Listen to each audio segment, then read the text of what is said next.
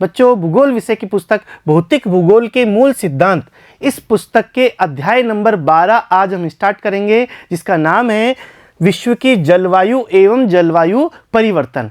बच्चों ये चैप्टर नया है। इस नए चैप्टर को स्टार्ट करने से पहले हमें देखना होगा कि विश्व की जलवायु और जलवायु परिवर्तन के इस चैप्टर में हम क्या पढ़ेंगे। बच्चों इसके दो भाग हैं मुख्यतः, एक तो है विश्व की जलवायु और दूसरा है जलवायु परिवर्तन। तो बच्चों विश्व की जलवायु किस प्रकार की है और कौन से क्षेत्र की जलवायु किस प्रकार की है, उसका विभाजन हम किस प्रकार से करेंगे और विभाजन का आधार क्या होगा, यह भी हम यहाँ पर देखेंगे। तो बच्चों आइए स्टार्ट करते हैं जलवायु का वर्गीकरण।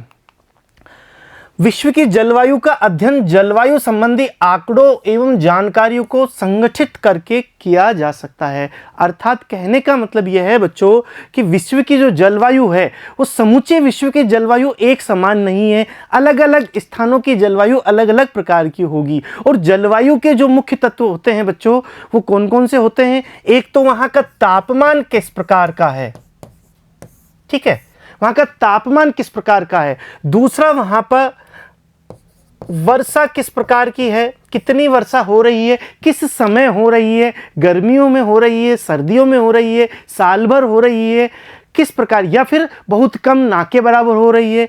तो वर्षा किस प्रकार की है, तापमान कितना प्राप्त हो रहा है, ठीक है। और उसी के आधार पर हम ये देख सकते हैं बच्चों कि वहाँ पर किस प्रकार की वनस्पति वहाँ पर पाई जाती है, क्योंकि बच्चों कि जिस प्रकार की जलवायु होगी उसी प्रकार की वनस्पति वहाँ पर पाई जाएगी। तो जो वनस्पति होती है वो जलवायु के हमें बताती है कि किस प्रकार की जलवायु वहाँ पर होगी। तो वनस्पति का भी यहाँ पर बहुत ज़्यादा इम्पोर्टेंट रोल है, ठीक है। तो इस तरीके की चीज़ों को फैक्टर करके हम विश्व की जलवायु देख सकते हैं, उनका वर्गीकरण कर सकते हैं कि उस क्षेत्र की जलवायु इस प्रकार की है। अच्छा बच्चों यह भी देखना होगा कि जलवायु का वर्गीकरण का आधार क्या है।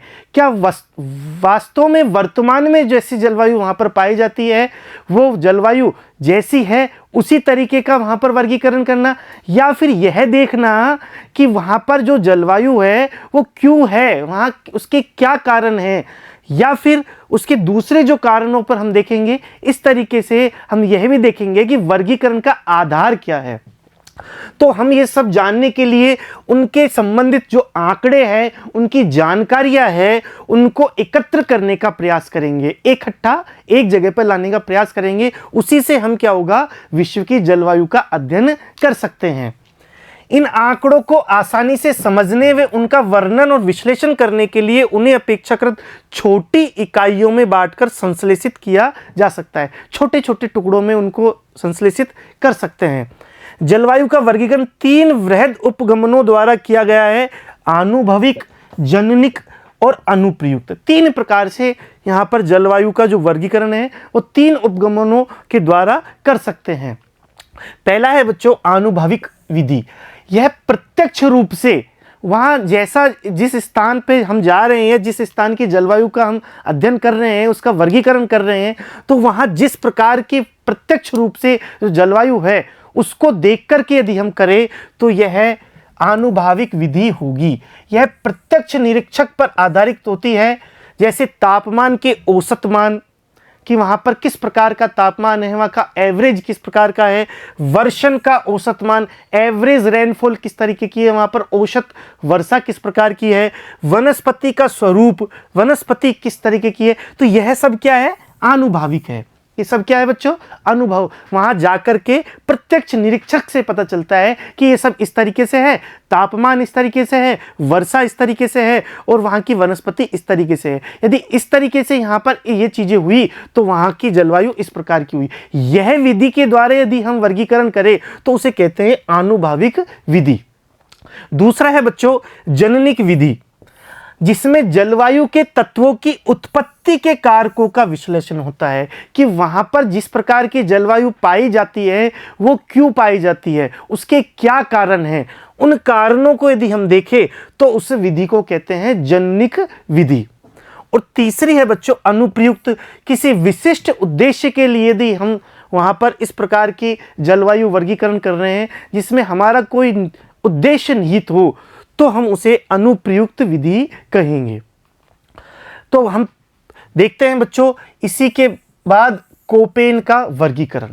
अब बच्चों यहाँ पर कहने वाली बात यह है कि जो कोपेन महोदय थे, जिन्होंने अपना सबसे पहला जो वर्गीकरण सन 1900 में दिया था, 1900 ईस्वी में दिया था, और बाद में उन्होंने उसमें काफ़ी चेंज किए थे, और सबसे पहला 1918 में उन्होंने व्यवस्थित रूप से अपना वर्गीकरण दिया था। हालांकि बच्चों ये आगे चलकर 1954 तक भी जाता है और लगातार इसमें परिवर्तन होता हुआ देखते हैं, लेकिन वास्तविक रूप से व्यवस्थित रूप से इन्होंने 1918 में अपना पहला वर्गीकरण दिया था। ठीक है, और कोपेन महोदय ने, बच्चों कोपेन महोदय ने ही सबसे पहले जलवायु वर्गीकरण के बारे में व्यवस्थित रूप से बात करी थी। ठीक है, और उनका जो वर्गीकरण था वो किस प्रकार का था? आनुभाविक प्रकार का था, जिसमें बच्चों जिसमें मात्रात्मक प्रयोग भी था, सांख्यिकी विधियां भी थी।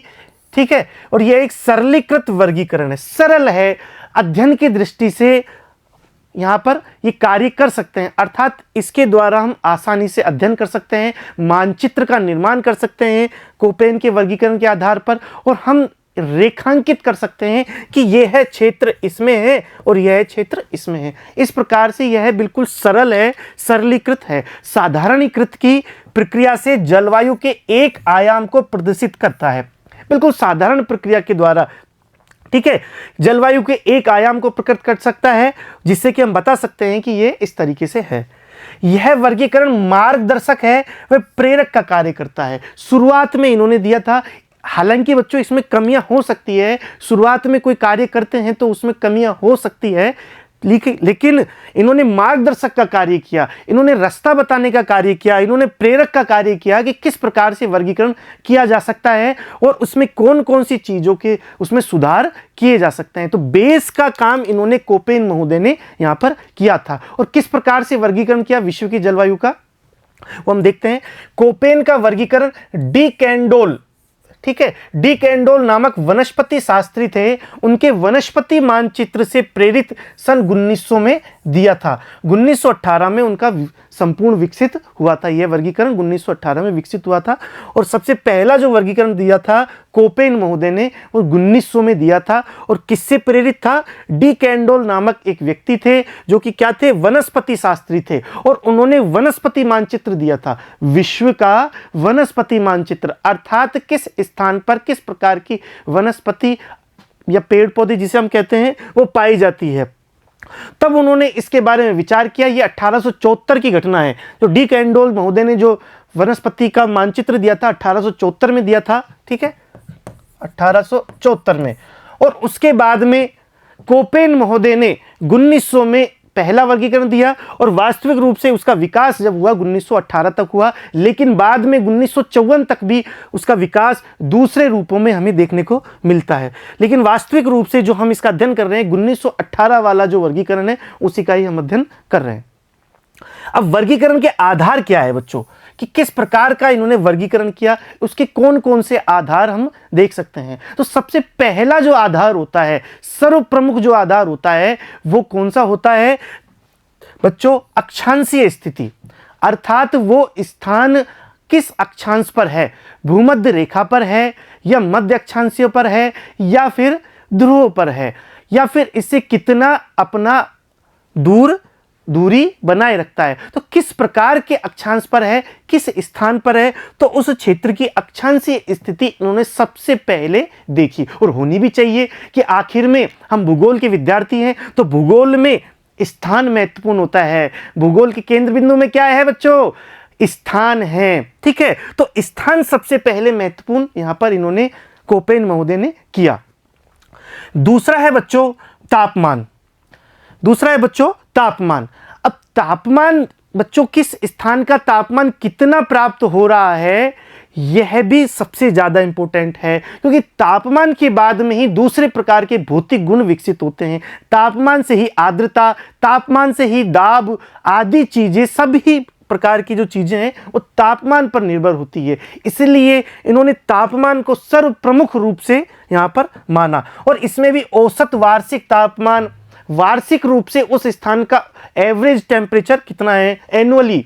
ठीक है, मासिक तापमान मंथली कितना है, ग्रीष्मकालीन अधिकतम, जब गर्मियों में बच्चों हम देखते हैं मौसम बदलता है तो गर्मियों में अधिकतम कितना हो सकता है या फिर सर्दियों में न्यूनतम कितना हो सकता है, यह है चीजें इन्होंने देखी। क्या क्या चीजें देखी दोबारा से देख लेते हैं कि तापमान के अंदर औसत वार्षिक तापमान, मासिक तापमान, ग्रीष्मकालीन अधिकता और शीतकालीन न्यूनता, यह चीजें इन्होंने यहां पर देखी, जिसका अध्ययन हम आगे देखेंगे, लेकिन उनका आधार इस प्रकार का यहां पर था।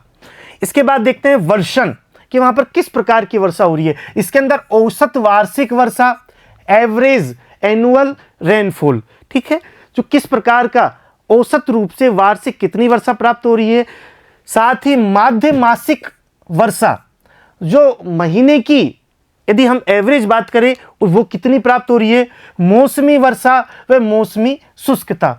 मौसमी जैसे भारत जैसे देशों में बच्चों यदि बात करें जहां पर मानसूनी वर्षा प्राप्त होती है, वहां पर हर महीने लगभग वर्षा प्राप्त नहीं होती, साल के कुछ समय में ही वर्षा प्राप्त होती है। तो हम उसे किस प्रकार से देखेंगे, तो वो उनको देखने का तरीका यह होगा कि मौसमी वर्षा कितनी हो रही है या फिर मौसमी शुष्कता वहां पर कितनी प्राप्त हो रही है। तो यह वर्षण में उन्होंने देखा।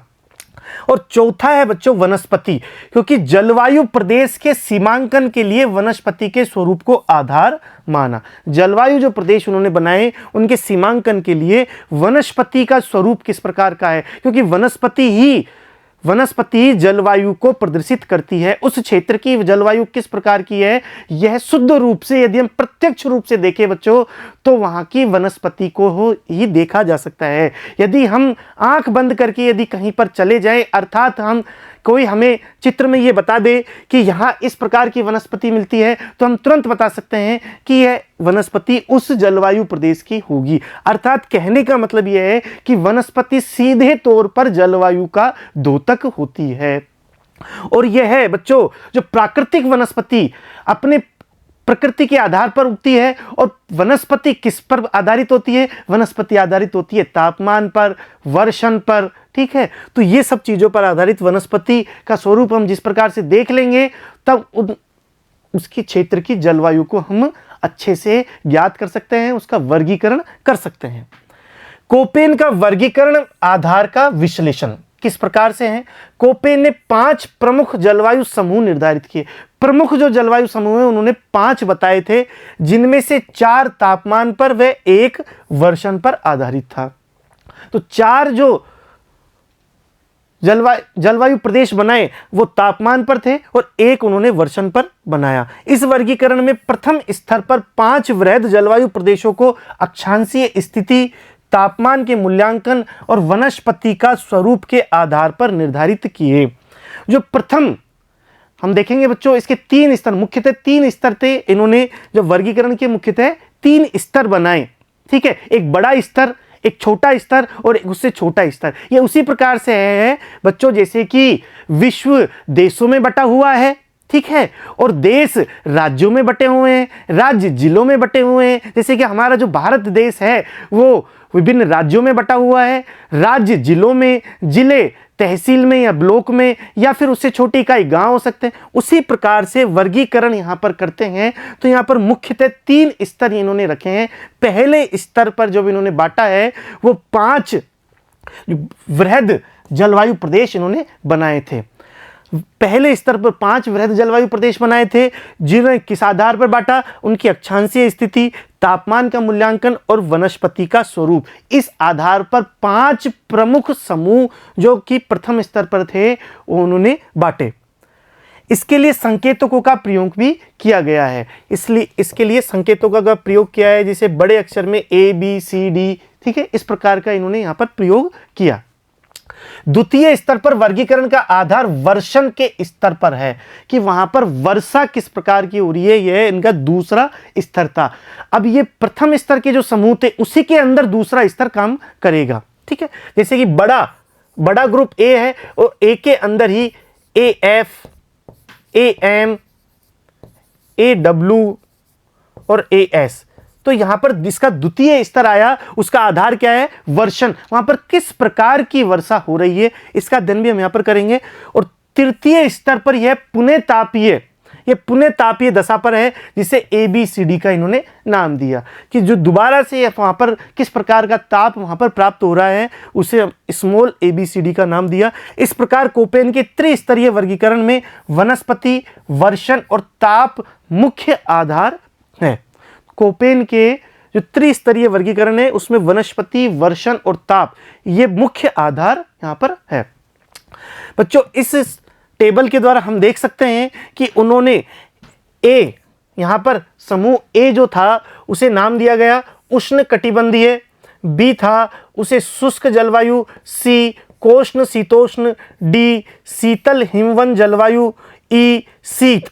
इसके अलावा बच्चों उन्होंने एच भी दिया था, ठीक है, जो कि उच्च भूमि को दर्शाता है। यहाँ पर 5 के अलावा ये छठा भी दिया था जो कि बाद में उन्होंने ऐड किया था, ठीक है, जो एच या उच्च भूमि जो हाइट्स पर जो पाए जाते हैं, ऊंचाई पर पाए जाते हैं, ठीक है, वो उच्च भूमि को इन्होंने एच का नाम दिया था। एक के अंदर के जो लक्षण है वो क्या है, सभी महीनों का औसत तापमान 18 डिग्री सेल्सियस से अधिक होगा। जो एक समूह होगा उस क्षेत्र समूह की जो लक्षण है वो क्या है, सभी महीनों का औसत तापमान, सभी महीनों का जो तापमान है वो 18 डिग्री सेल्सियस से अधिक होगा। अर्थात ये कौन सा क्षेत्र होगा, ये उष्णकटिबंधीय क्षेत्र होगा। हम सब जानते हैं उष्णकटिबंधीय क्षेत्र में ही इस प्रकार का तापमान प्राप्त हो सकता है, इसलिए इसे क्या नाम दिया, उष्णकटिबंधीय क्षेत्र की जलवायु, जिसे इन्होंने किस सिंबल से दिखाया बच्चों, ए, कैपिटल ए। इसके बाद है बच्चों कैपिटल बी, जिसका नाम दिया शुष्क जलवायु।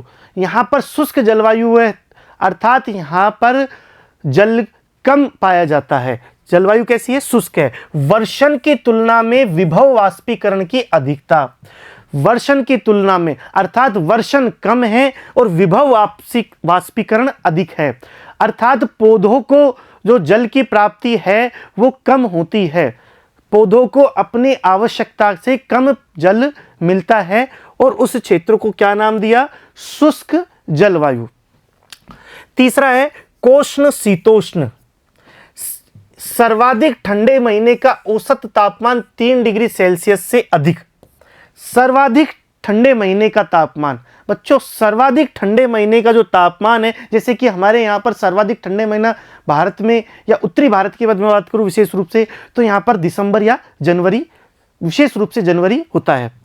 तो सर्वाधिक ठंडे महीने का औसत तापमान 3 डिग्री सेल्सियस से अधिक होगा, किंतु 18 डिग्री सेल्सियस से कम मध्य अक्षांशीय जलवायु।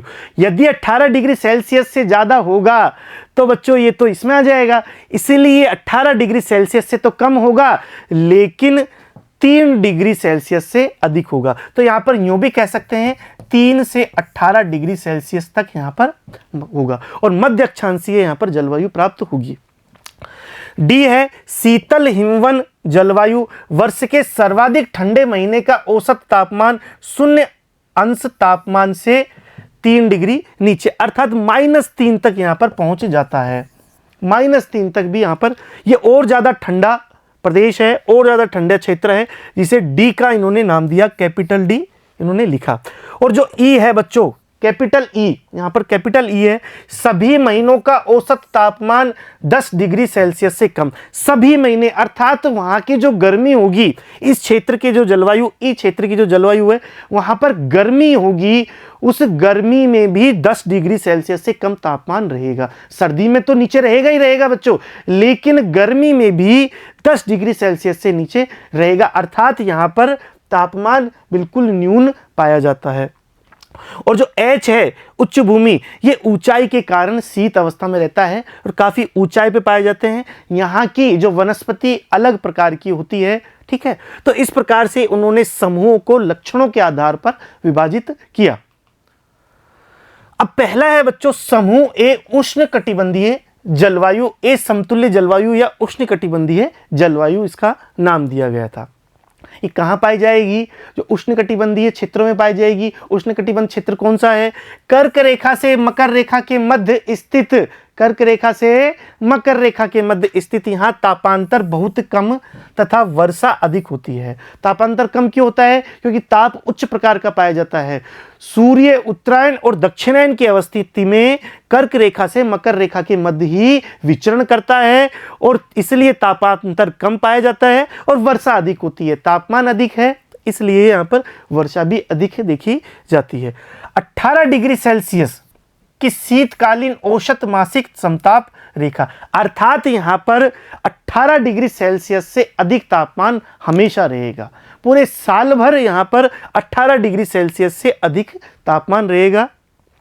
वनस्पति मेगाथर्मल अर्थात अति तापीय दशा में प्राप्त होती है। जो वनस्पति यहाँ पर प्राप्त होगी वो मेगाथर्मल होगी, इसका मतलब होता है अति तापीय। ऐसी वनस्पति जो अधिक ताप को ग्रहण कर सके, अधिक ताप को सहन कर सके, उस प्रकार की वनस्पति जिसे मेगाथर्मल वनस्पति कहते हैं वो यहाँ इस क्षेत्र में प्राप्त होगी। इसके बाद हम देखते हैं बच्चों कि ऐसे विश्व में कौन कौन से जो क्षेत्र है जो कि क्या दिखाते हैं, ए प्रकार की जलवायु को दिखाते हैं। ए प्रकार की जलवायु में बच्चों हम देख सकते हैं कि भूमध्य रेखा के आसपास का जो क्षेत्र है, ये भूमध्य रेखा का जो आसपास का जो क्षेत्र है वो ए प्रकार की जलवायु दिखाता है। यहाँ पर हम देख सकते हैं कि ब्राजील और दक्षिणी अमेरिका का ये उत्तरी क्षेत्र, मध्य अमेरिका का क्षेत्र, दक्षिणी मैक्सिको, ठीक है।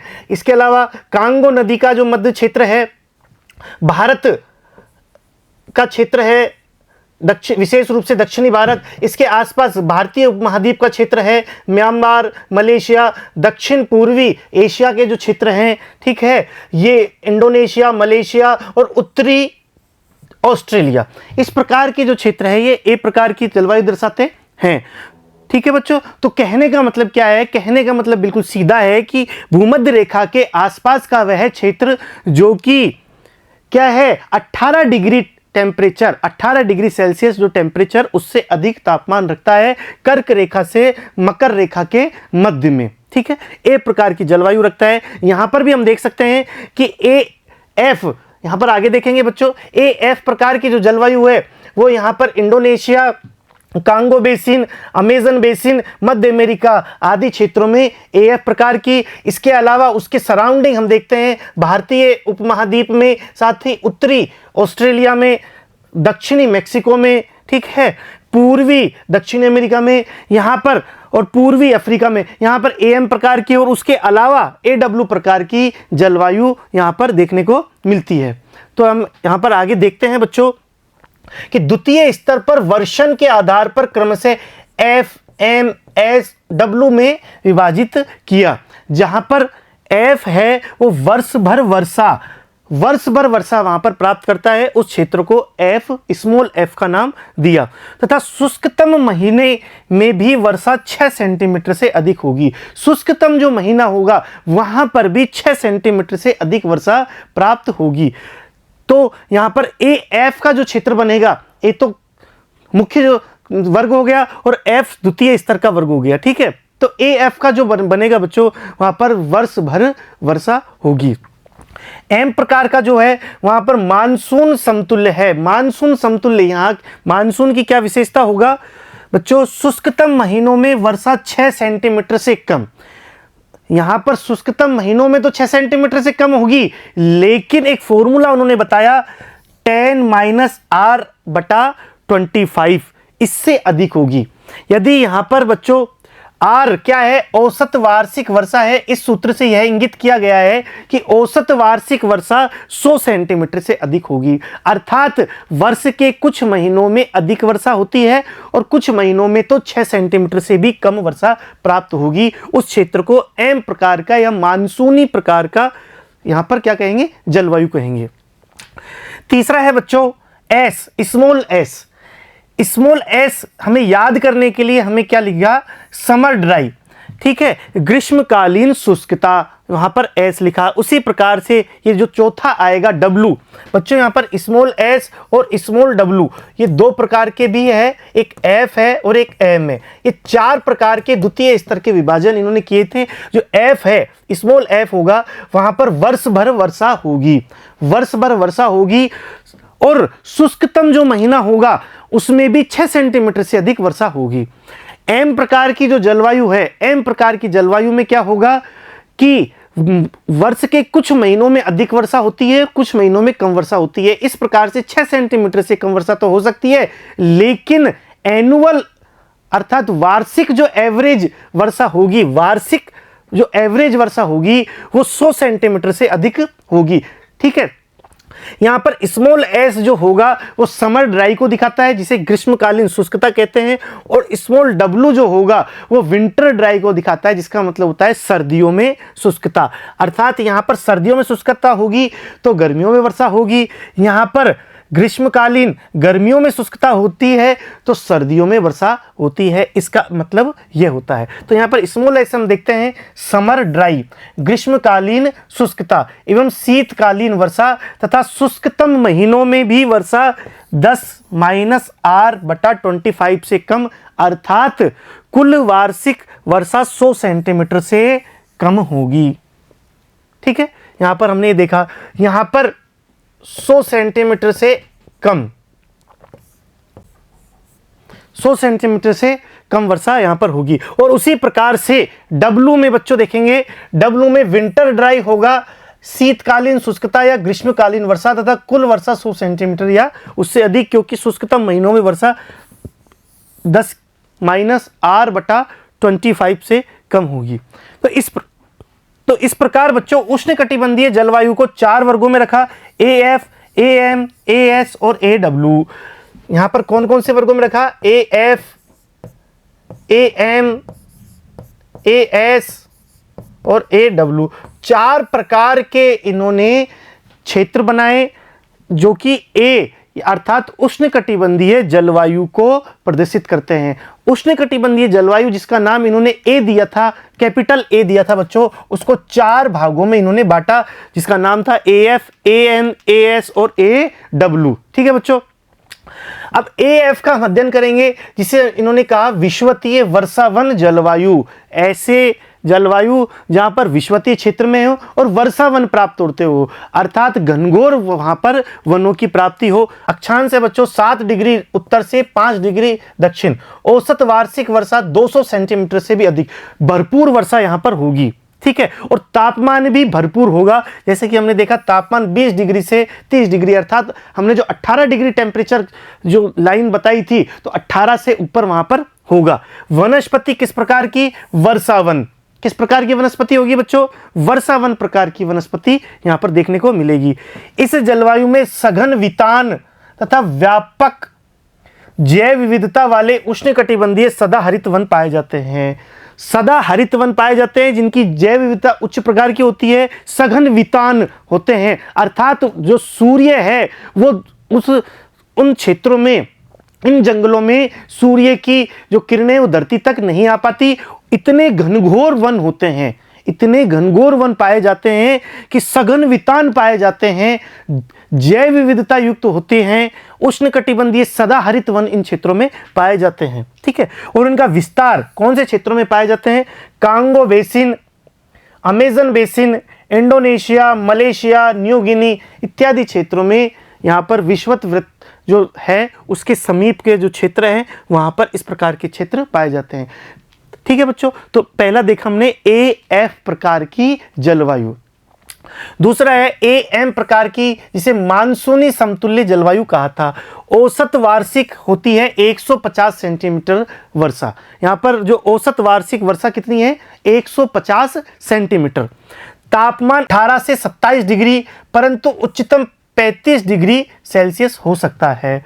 तापमान कितना है? 18 से 27 डिग्री, लेकिन उच्चतम जो है वो 35 डिग्री हो सकता है। वनस्पति किस प्रकार की पाई जाएगी? आर्द्र पतझड़ वन या पर्णपाती वन। ठीक है, जैसे कि भारत में पाई जाती है। इसका सर्वोत्तम जो उदाहरण है बच्चों AM प्रकार का, वो भारतीय प्रायद्वीप है। ठीक है, भारतीय उपमहाद्वीप में भी भारतीय प्रायद्वीप सर्वोत्तम इसका उदाहरण है, क्योंकि भारतीय उपमहाद्वीप में मानसूनी प्रकार की जलवायु पाई जाती है। इसके अलावा विश्व के दूसरे छोटे मोटे क्षेत्रों में भी पाई जाती है, लेकिन मुख्य रूप से भारतीय उपमहाद्वीप में मिलती है, और उसमें भी भारतीय जो प्रायद्वीप जो क्षेत्र है वहां पर इसका सर्वोत्तम नमूना देखने को मिलता है। अक्षांशीय विस्तार 7 डिग्री से 22 डिग्री, महाद्वीपों के पूर्वी तट पर उत्तरी ऑस्ट्रेलिया, महान भारत, हिंद चीन प्रायद्वीप, दक्षिण अमेरिका का गुआना प्रदेश और मध्य अमेरिका इस AM प्रकार के जलवायु में शामिल किया जाता है, जिसमें उत्तरी ऑस्ट्रेलिया जो हमारा भारत है, महान भारत, हिंद चीन प्रायद्वीप, ठीक है, उधर की साइड, और दक्षिण अमेरिका का गुआना और मध्य अमेरिका जो क्षेत्र है वो AM प्रकार की जलवायु। हालांकि ये बहुत छोटा क्षेत्र है, बाकी के एक भारत को छोड़ दे तो बाकी भारतीय जो प्रायद्वीप है उसको छोड़ दे बच्चों, तो बाकी के बहुत छोटे छोटे क्षेत्र हैं। तीसरा है बच्चों AS प्रकार की। अब AS प्रकार की जलवायु में हमने बताया था बच्चों कि S का मतलब होता है समर ड्राई। समर ड्राई अर्थात सर्दियों में बरसात आना, गर्मियां कैसी, शुष्कता। तो इस प्रकार की जलवायु कहीं देखी नहीं जाती, कहीं इस प्रकार की जलवायु महसूस नहीं होती, लेकिन इसकी कुछ मात्रा है वो भारत में कोरोमंडल तटीय जलवायु जो है वो AS का उदाहरण हो सकता है। पूर्णतः इसको यहां पर मानते नहीं है, तो AS की जलवायु अनुपस्थित मानते हैं आमतौर पर। लेकिन भारत में जो कोरोमंडल तट है, जो लौटता हुआ मानसून जो वर्षा करता है सर्दियों में बच्चों, लौटता हुआ मानसून वो कोरोमंडल तट पर कर देता है, इस वजह से AS प्रकार का उसका उदाहरण हो सकता है। और चौथा है बच्चों AW, इसे सवाना समतुल्य या सूडान समतुल्य जलवायु भी कहते हैं। सवाना समतुल्य या सूडान समतुल्य जलवायु कहते हैं AW प्रकार की जलवायु, क्योंकि यहां पर W का मतलब हमने देखा था विंटर ड्राई, ठीक है, विंटर ड्राई अर्थात गर्मियों में वर्षा और सर्दियों में शुष्कता, ठीक है। AF प्रकार की जलवायु के समीपवर्ती क्षेत्रीय होते हैं, ये जो क्षेत्र होते हैं AW, ये AF प्रकार की जो हमने देखा था उनके समीपवर्ती होती है।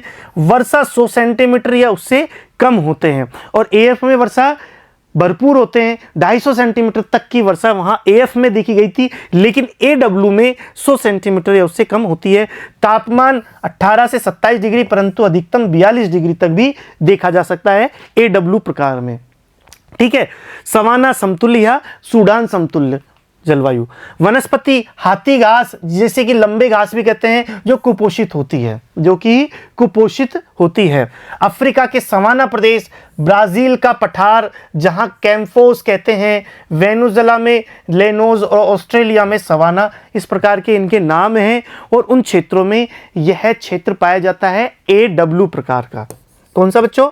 AW प्रकार का उष्णकटिबंधीय क्षेत्र है। कैसा क्षेत्र है? उष्णकटिबंधीय क्षेत्र है। और W का मतलब विंटर ड्राई है, और विंटर ड्राई का मतलब कैसा हुआ बच्चों कि गर्मियों में वर्षा और सर्दियों में शुष्कता, ठीक है। तो इस प्रकार के क्षेत्र, और यहाँ पर अलग अलग क्षेत्रों में यहाँ पर अलग अलग प्रकार के नाम लिए जाते हैं।